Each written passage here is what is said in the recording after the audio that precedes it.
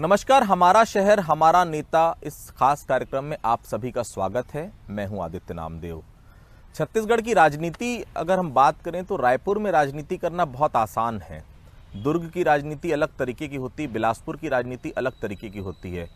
लेकिन जब हम अबुझमाड़ के जंगलों में राजनीति की बात करते हैं, जब हम अबुझमाड़ में राजनीति की बात करते हैं, माड़ में राजनीति की बात करते हैं, तो वो राजनीति छत्तीसगढ़ की अलग तरीके की राजनीति होती है। वो राजनीति राजधानी की राजनीति से बहुत अलग हटकर राजनीति होती है।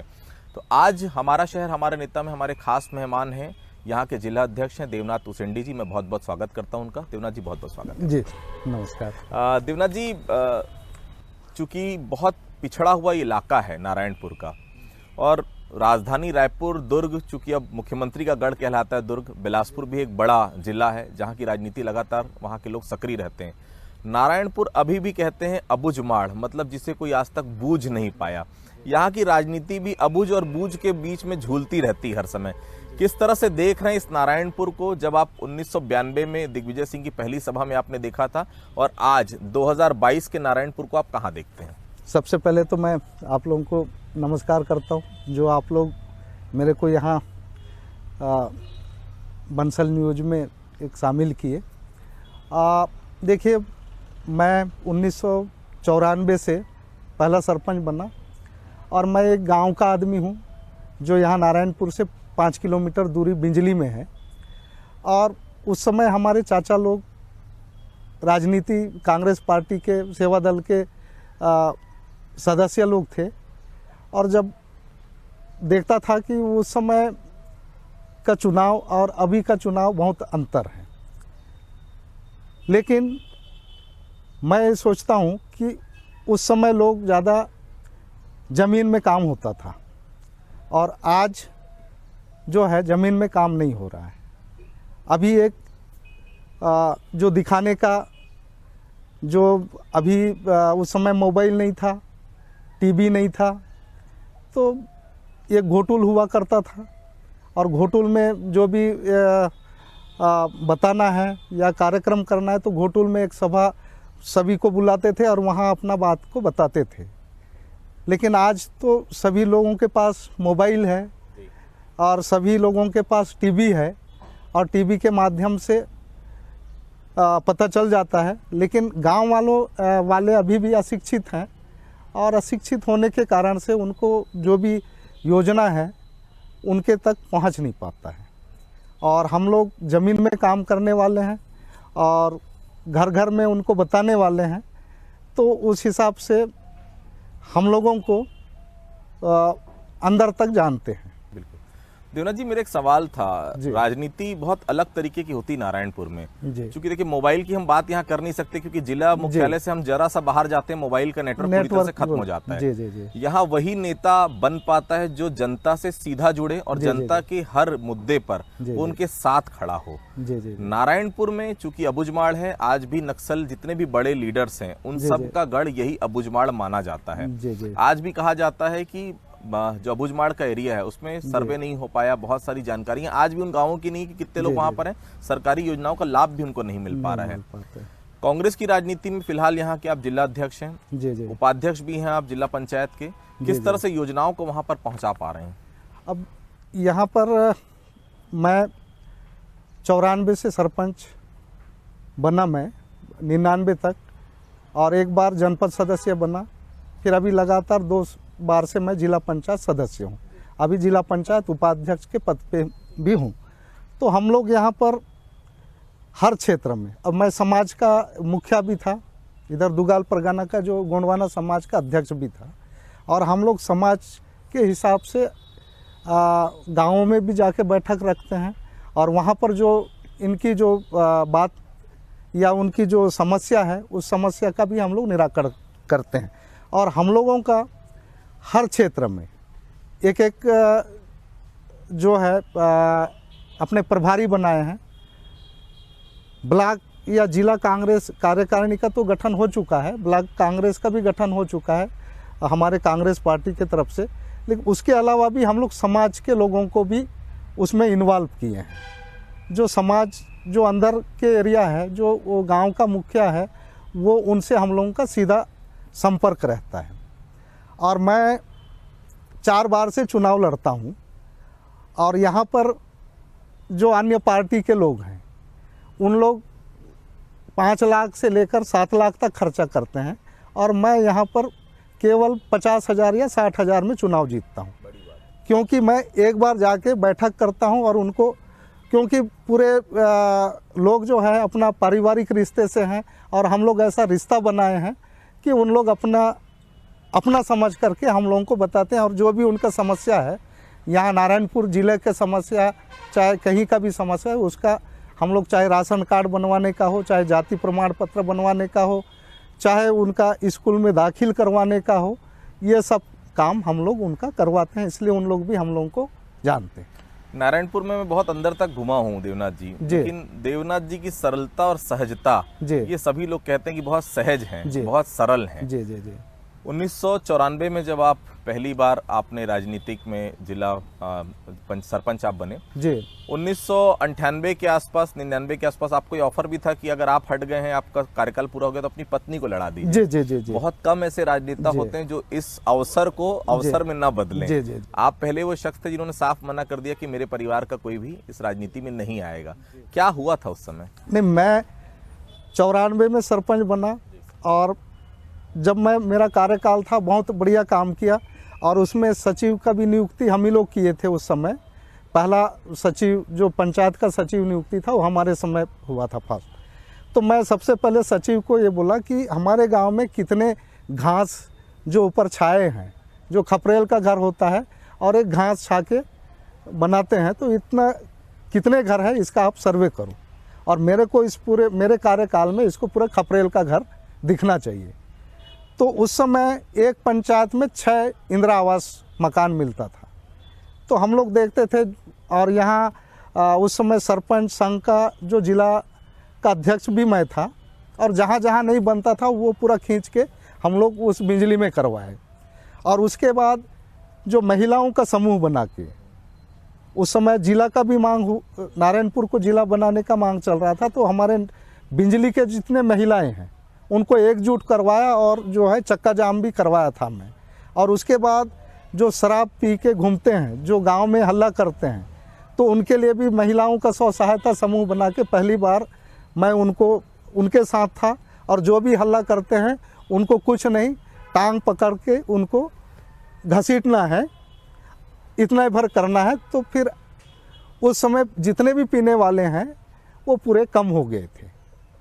तो इस प्रकार से हम लोग एक स्व सहायता समूह का उस समय गठन किया, जो आज पूरे छत्तीसगढ़ में स्व सहायता समूह का अभी चल रहा है। शराबबंदी के लिए मतलब आपने जो है वो थोड़ा आगे किया महिलाओं को कि आप शराबबंदी की ओर आगे बढ़िए। जी जी जी। शराबबंदी ये कहा जाता है, लेकिन कि जिस तरह से है छत्तीसगढ़ में, चूंकि ये आदिवासी अंचल है, जी जी जी, यहाँ पर शराब जो है आपकी बहुत सारी चीज ऐसे होता है जिसमें उपयोग की जाती, तो शराबबंदी हो नहीं सकती क्योंकि अनुसूचित क्षेत्र है। जी जी जी। इसके लिए क्या किया जाना चाहिए? नहीं, इसमें देखिए, अब आदिवासी कल्चर में जैसे कोई ख़त्म भी हो जाता है तो वहाँ लगता ही है। और जैसे शादी ब्याह भी करते हैं तो उसमें शराब बिना काम होता ही नहीं है, तो ये तो छूट मिलना चाहिए, लेकिन उसमें ज़्यादा सेवन करना वो भी ठीक नहीं है। जो भी करें लेकिन वो घर के अंदर करें, बिल्कुल, है ना, वो बाहर निकल के उसका उपयोग ना करें, ये मेरा सुझाव है उसमें। अगर पीते खाते भी हैं तो घर के अंदर रहें, घर में वो करें, किसी को डिस्टर्ब ना करें, है ना। तो ये हम लोग उस समय अभियान चलाए थे और वो सफल भी हुआ था। कहते हैं हर किसी के जीवन में एक टर्निंग पॉइंट रहता है। जी जी जी। 1992 का वो दिग्विजय सिंह का भाषण जी जी इस देवनाथ उसेंडी के लिए बहुत बड़ा टर्निंग पॉइंट था। जी जी जी। उस भाषण में क्या ऐसा सुना देवनाथ उसेंडी ने कि ऐसा लगा कि अब सब कुछ छोड़कर राजनीति में आना चाहिए? नहीं, मैं शुरू से ही जब पढ़ता था उस समय से ही मैं थोड़ा सा एक गांव में अलग ही था, एक मेरा जुनून था। और उस समय यहाँ प्रभात शर्मा करके IAS अफसर थे यहाँ, वो हमारे घोटुल में आया करते थे उनके मिसेस को लेके।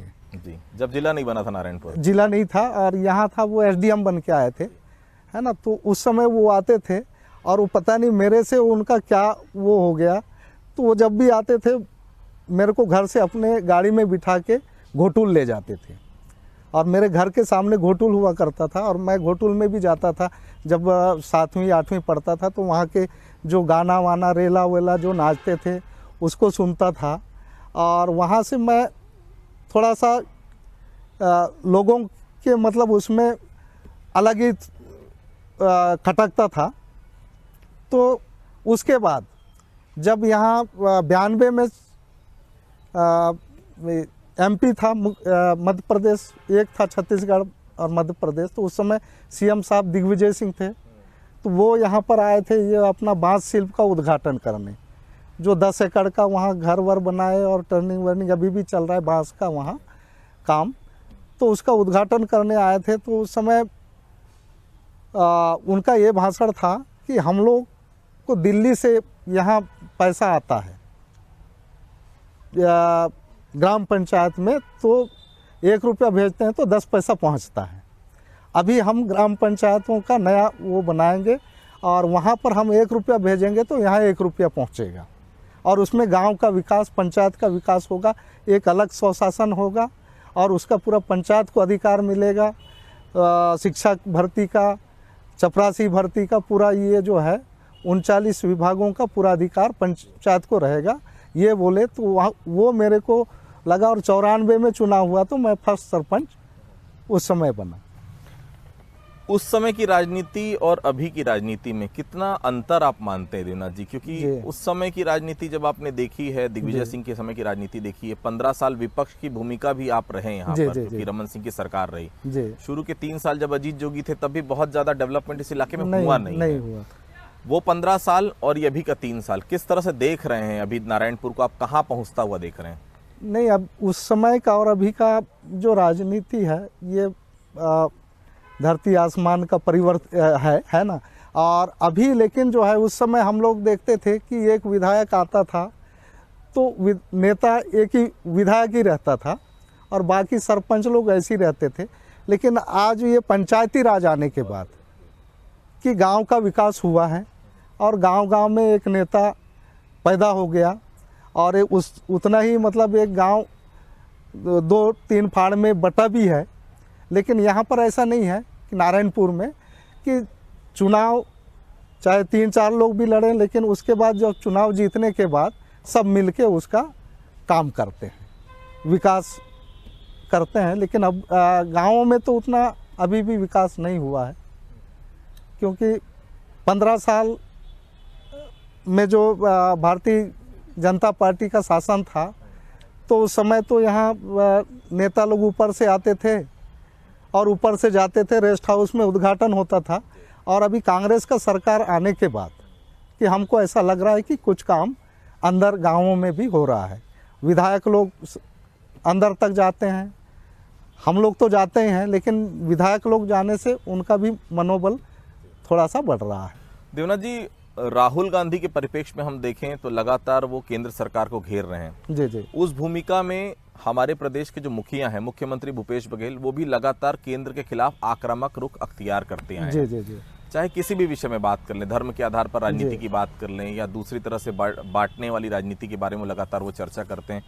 मुख्यमंत्री भूपेश बघेल के कार्यकाल के 3 साल और जब उन्होंने विपक्ष की भूमिका निभाई, कितने संतुष्ट हैं? और अब उस कार्यकाल को देखकर देवनाथ कितने आगे बढ़ पाए? नहीं, 15 साल जो इनका राज था उसका तो कांग्रेस आक्रामक रूप से उनके साथ लड़ा है, और उसी का नतीजा है कि आज कांग्रेस पार्टी यहाँ पर छत्तीसगढ़ में एक तरफा जीत हासिल हुआ है। और अभी हमारा छत्तीसगढ़िया और किसान पुत्र हमारे आदरणीय छत्तीसगढ़ के मुख्यमंत्री हमारे भूपेश बघेल जी काम कर रहे हैं, और ये अभी बहुत ही अच्छा काम कर रहे हैं, सभी को लेके काम कर रहे हैं, सभी वर्ग को। और यहाँ पर उस समय जो है बस्तर में सबसे ज़्यादा मुठभेड़ आदिवासियों को, मतलब इनके बीजेपी के शासन में जितना आदिवासियों का नुकसान हुआ है उतना कभी नहीं हुआ। लेकिन आज वही पुलिस है और वही हमारा कांग्रेस का सरकार है, लेकिन आज कहीं पर फर्जी मुठभेड़ नहीं हो रहा है और हमारे गांवों तक पुलिस जा रहा है, अंदर अंदर तक जा रहा है और हमारे लोगों को अपने उसमें लेके अपना काम कर रहे हैं। तो अभी हम लोगों को जो है, हमारे समाज जो है, आदिवासी समाज को भी ये समझ में आ गया है कि हमारा छत्तीसगढ़ में हमारा छत्तीसगढ़िया मुख्यमंत्री भूपेश बघेल हमारे लिए बहुत अच्छा काम कर रहे हैं। नारायणपुर अभी भी बहुत बड़ा ऐसा जिला का इलाका है जहां पर हम पहुंच नहीं पाए हैं, ये सच्चाई है देवनाथ जी। जी जी। अबुझमाड़ के अंदर का भाग अगर हम देख ले, माड़ के अंदर जैसे जैसे हम जाते हैं वहां पर प्रशासन की प्रेजेंस खत्म होते जाती है। जी जी जी। लेकिन उन जगहों पर जनप्रतिनिधि की प्रेजेंस बहुत जरूरी है। जी जी। उन इलाकों में किस तरह की योजना बननी चाहिए, आपको ऐसा लगता है? क्योंकि देखिए, जब तक नारायणपुर विकास के रास्ते पर नहीं बढ़ेगा तब तक कितनी भी आप योजनाएं दे दिए कोई फर्क नहीं पड़ता, जब तक अंतिम व्यक्ति तक और हर व्यक्ति तक वो इस योजना को ना पहुंचाया जा सके। जी जी जी। नहीं, अभी क्या है, अभी हम लोग यहाँ पर जो स्थानीय जनप्रतिनिधि हैं उनको आगे आके थोड़ा सा काम करने की ज़रूरत है और जब तक उन लोग काम नहीं करेंगे तो फिर बाहर से जाके तो काम नहीं कर पाएगा।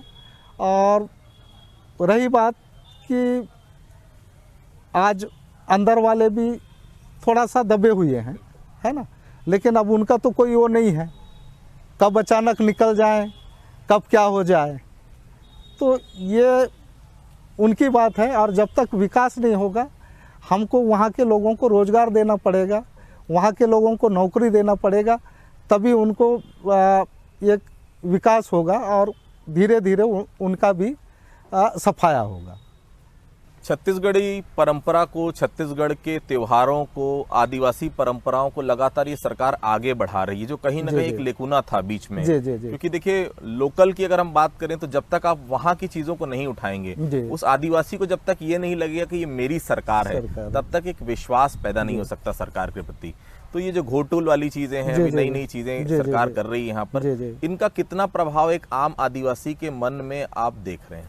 नहीं, अभी हमारे छत्तीसगढ़ के मुखिया जो है आदरणीय भूपेश बघेल जी बहुत ही अच्छा काम कर रहे हैं। यहाँ नारायणपुर एक दिवसीय दौरा में आए थे, यहाँ रात रुके थे और यहाँ पर पूरा हमारे आदिवासी समाज उनसे मांग किया कि घोटुल और देवगुड़ी, और ये तुरंत ही मतलब बोल दिए कि 104 पंचायत है, उसमें सभी जगह घोटुल और देवगुड़ी का निर्माण मैं स्वीकृत कर दूंगा, और कर दिए। और उसका शुरुआत मेरे जिला पंचायत क्षेत्र से हुआ है। 12 गांव में पूरा अभी 2 दिन पहले विधायक जी उसका भूमि पूजन करके गए हैं, जो 10-10 लाख का देवगुड़ी का वो किया है। और उसके बाद हमारे जो आदिवासी जो हरेली त्यौहार है और आपका जो हमारा आदिवासी जो दिवस है 9 अगस्त, उसमें भी छुट्टी दे दिए। और इसके पहले तो हमारे जो कल्चर जो है यहाँ का, जो तीज त्यौहार था वो मिटने के कगार में था, लेकिन आज हम लोगों को ऐसा लग रहा है कि एक छत्तीसगढ़ में फिर वो पुराना छत्तीसगढ़ त्यौहार जो हरेली है और आपका तीजा है, पोरा है, तो ये फिर से दिखने लगा और इसमें हमारे सभी लोग उत्साहित हो रहे हैं। देवगुड़ी और घोटुल ये दोनों बहुत महत्वपूर्ण शब्द हैं इस पूरे आदिवासी समाज के लिए। जी। परंपराएं हैं, ये सदियों पुरानी जो आदिवासी समाज आज भी उन परंपराओं का निर्वहन करता है। जी। इसके बारे में थोड़ा सा बताएंगे दर्शकों को, ये होता क्या है? नहीं, घोटुल क्या है साहब, घोटुल एक शिक्षा का केंद्र था। आज भले उसको कई लोग गलत बोलते हैं, लेकिन उस समय स्कूल गाँवों में होता नहीं था। तो गाँव के जो जितने 8-10 साल से लेकर 21-25 साल के युवा जो लोग हैं या युवतियाँ, वो घोटुल में जाते थे। वहाँ पर उनको कैसे जीवन जीना है, कैसे उनको एक दूसरे को आदर व्यवहार करना है, ये पूरा सिखाया जाता था। और अभी घोटुल बंद हुआ है और उस समय जितने युवा शक्ति जो है ये घोटुल में ही दिखते थे। और कहीं गांव में कहीं चोरी हो गया, जब कोई चोर घुस गया तो पूरे घोटुल में जाके बताते थे कि ये फलाना हुआ है, तो पूरे गांव के लोग युवक युवतियां निकल के फिर उनको वो करते थे। तो ये घोटुल एक शिक्षा का केंद्र है और उसमें कैसे जीवन यापन करना है, पति पत्नी बन के तो ये पूरा वहाँ पर सिखाया जाता था। देवनाथ जी, 15 साल लगातार में यहाँ पर भारतीय जनता पार्टी का शासन रहा जी। आपके इलाके से बहुत कद्दावर मंत्री रहे हैं जी, केदार जी। कश्यप। जी जी जी बड़ा राजनीतिक बड़ा चेहरा रहे हैं, उनके पिता का बड़ा नाम पूरे बस्तर में रहा है। जी जी जी चंदन कश्यप अभी फिलहाल यहाँ पर विधायक हैं। जी। क्या उन योजनाओं को प्रॉपर तरीके से सब तरफ यह योजनाएं पहुंच पा रही, क्योंकि बहुत दिनों बाद, बहुत सालों बाद कोई कांग्रेस की लीडरशिप विधायक यहाँ पर बना है। जी जी जी। अब ये हमारा छत्तीसगढ़ सरकार बनने के बाद सबसे बड़ी बात तो हम लोग चुनाव में 1 साल निपटा दिए। चुनाव निपटाने के बाद फिर 2 साल हम लोग कोरोना में वो हो गए।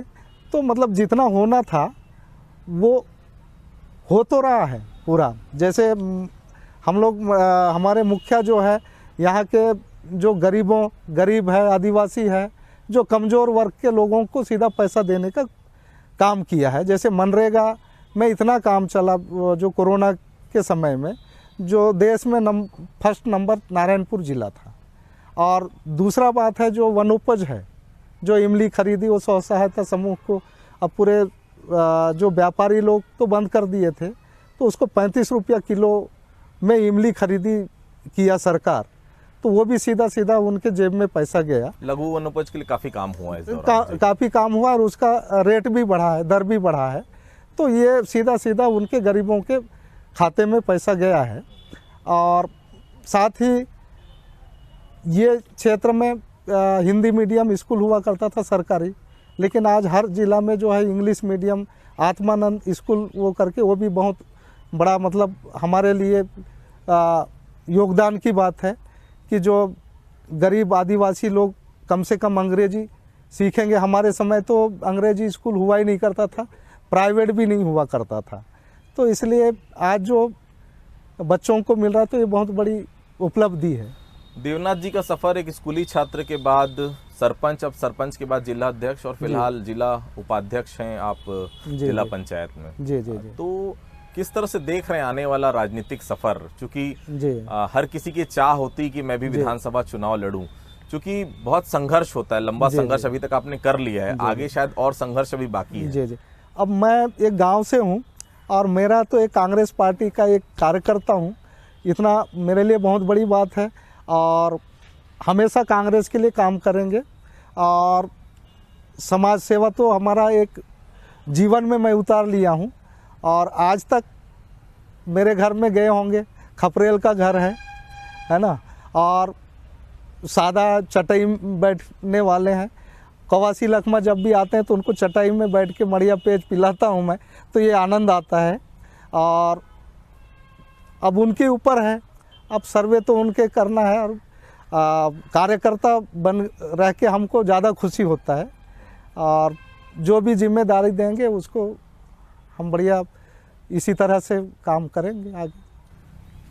पूरा यूथ विंग जो है यहाँ का वो लगातार काम करते हुए दिख रहा है। आपने भी युवावस्था से लेकर अभी तक आपने काफी लंबा समय कांग्रेस को दे दिया है। अभी भी क्या चुनौतियां मान रहे हैं नारायणपुर के लिए, क्योंकि जिस लेवल पर आप हैं विधायक का सफर भी बहुत लंबा है। जी जी जी। इस क्षेत्र का अधिक से अधिक प्रतिनिधित्व हो, इस क्षेत्र में अधिक से अधिक काम हो सके, इसके लिए क्या प्रयास होना चाहिए? देखिए, अब यहाँ पर जो है नारायणपुर जिला बन के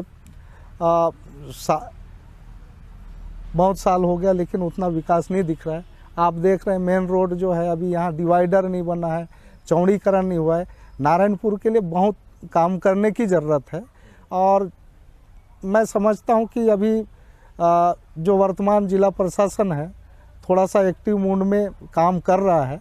और इसके पहले थे थोड़ा सा, हम लोग भी बोल के हम लोग सुझाव भी दे सकते हैं, और करना तो प्रशासन को ही है ना। और जो भी सुझाव होगा हम उनके साथ रह के अच्छे से काम करवाने का, जो नारायणपुर का विकास हो, शिक्षा में हो, कृषि में हो, ऐसे उनको हमारा सुझाव मिलता रहेगा और हम नारायणपुर का विकास देखना चाहते हैं। एक यूथ लीडर से लेकर यहाँ तक आप पहुँचे हुए हैं, कितनी चुनौतियाँ लगती है यहाँ तक पहुँचने में, क्योंकि सफ़र अभी आगे बहुत लंबा है? जी जी जी। नहीं, मैं चुनौतियाँ तो मैं तो उसको ऐसी लेता हूँ, और हमको काम करना है ना। काम करने वालों को कोई भी जिसको ठान ले वो अगर आदमी मेहनत करेगा, उसके साथ चलेगा, तो उसके लिए कोई चुनौती नहीं है ना। और वो जब तक रहेंगे कांग्रेस पार्टी में हैं और उनके एक सिपाही हैं, वो जैसा भी उनका आदेश निर्देश होगा उसके लिए हम पीछे नहीं हटेंगे, काम करेंगे। चलिए, आपको आपके भविष्य के लिए बहुत बहुत शुभकामनाएं जी, धन्यवाद। तो आपने सुना देवनाथ उसेंडी जी को, कहना बेहद साफ है, इंसान अपनी सरलता रखे, सहजता रखे तो धीरे धीरे निश्चित तौर पर वो आगे बढ़ता जाएगा, भविष्य में और बेहतर कर पाएगा। एक बात बिल्कुल साफ है, आदिवासी इलाकों में अगर राजनीति करना है तो आपको आदिवासियों के दिलों में बसना पड़ेगा। बिना उनके दिलों में बसे आप राजनीति यहाँ पर नहीं कर सकते। और निश्चित तौर पर ईमानदारी सबसे ज़्यादा ज़रूरी, क्योंकि आप अपने काम में जितने ईमानदार होंगे आपकी राहें उतनी आसान होगी और उतनी जल्दी आप ऊपर की सीढ़ियों तक पहुँच पाएंगे। तो हमारा शहर हमारा नेता में आज इतना ही। अगली बार फिर किसी शख्सियत से आपकी मुलाकात कराएंगे, फिर किसी नेता से आपकी मुलाकात कराएंगे। तब तक के लिए बहुत बहुत धन्यवाद।